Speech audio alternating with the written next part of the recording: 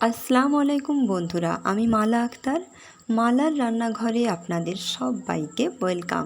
আশা করি আপনারা ভালো আছেন। আজকে আমি দারুণ স্বাদের একটা চিড়ের নাস্তার রেসিপি আপনাদের সাথে শেয়ার করব, যেটা বানাতে একটু টাইম লাগলেও খেতে কিন্তু খুবই সুন্দর হয়। তাহলে চলুন রেসিপিটা প্রথম থেকে দেখে নিই। তার জন্য প্রথমে আমি কিছুটা চিড়েকে একটা স্ট্রেনার দিয়ে একটু চেলে নিয়েছি, যাতে চিড়েতে যত কিছু ধুলো টুলো থাকে সেগুলো সব পড়ে যাবে। এবার সেটাকে জল দিয়ে এইভাবে 2 থেকে 3 বার ভালোভাবে ধুয়ে নিতে হবে।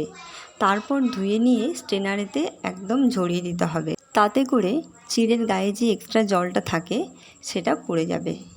এই চিড়েটা যেহেতু ভীষণই পাতলা চিড়ে ছিল, তাই এটাকে আর ভিজিয়ে রাখার কোনো প্রয়োজন হলো না।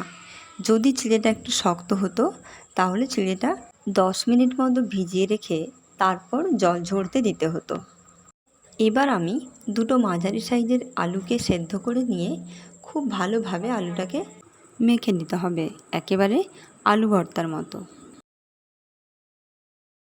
এবার তার উপরে 2 চামচ সুজি আর আগের থেকে যে চিড়েটা ধুয়ে ঝরতে দেওয়া ছিল সেই চিড়েটাও এবার খুব ঝরঝরে হয়ে গেছে। এবার চিড়েটা ওর উপরে দিয়ে দিতে হবে। খুব সুন্দর চিড়ের জলটাও টেনে নিয়েছে। এবার তার উপরে একে একে বাকি ইনগ্রিডিয়েন্টসগুলো মিশিয়ে নেব। পেঁয়াজ কুচো, এখানে একটা মতো পেঁয়াজ দিয়েছি, হাফ টমেটো কুচো দিয়েছি, হাফ ক্যাপসিকাম কুচো, ছোট সাইজের একটা হাফ গাজর কুচো, আর ধনেপাতা আর একটু কারি পাতা কুচো, আর অল্প পরিমাণে আদা কুচো করে দিয়েছি। এখানে চাইলে আপনারা কাঁচা লঙ্কা কুচোও দিতে পারেন। এবার নুন আন্দাজ মতো, কিছুটা জিরে গুঁড়ো আর কিছুটা লঙ্কার গুঁড়ো দিতে হবে। তারপর কিছুটা লেবুর রস দিয়ে দিয়েছি। আপনারা লেবুর রসটা এখানে কোনো রকমভাবেই বাদ দেবেন না, কারণ লেবুর রসটা দিলে বেশ একটা সুন্দর টকটক ভাব হয়, খেতে ভীষণই ভালো হয়। এখানে চাইলে আপনারা টক দইও ব্যবহার করতে পারেন। এবার সবগুলোকে খুব ভালোভাবে হাত দিয়ে মেশাতে হবে। এখন আস্তে আস্তে একটু একটু করে জল দিয়ে মেশাতে হবে। মিক্সচারটা এমনভাবে রেডি হবে, খুব মোটাও না আবার একেবারে গোলা রুটির মতো পাতলাও না।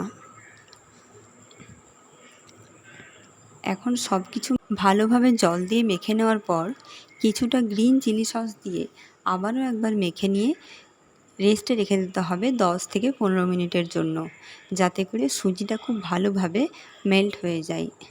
এবার ঢাকা খুলে নিয়ে কিছুটা কর্নফ্লাওয়ার আর একটু চাট মশলা দিয়ে খুব ভালোভাবে আবারও মিশিয়ে নিতে হবে।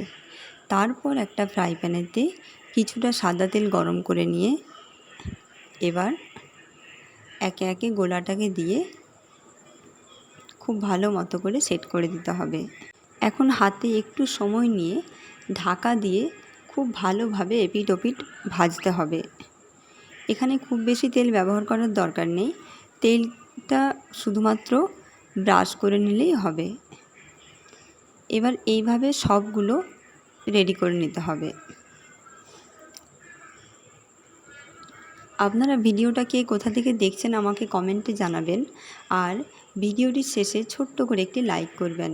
আর আমার চ্যানেলের সমস্ত পুরনো বন্ধুদেরকে জানাই অনেক ধন্যবাদ পাশে থাকার জন্য।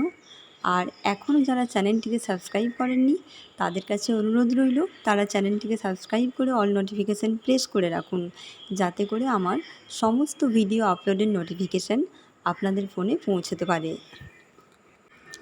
এইভাবে আমার আস্তে আস্তে মোটামুটি সব ভাজা হয়েই গেছে। এবার আমি এগুলোকে তেঁতুলের চাটনির সাথে সার্ভ করেছিলাম।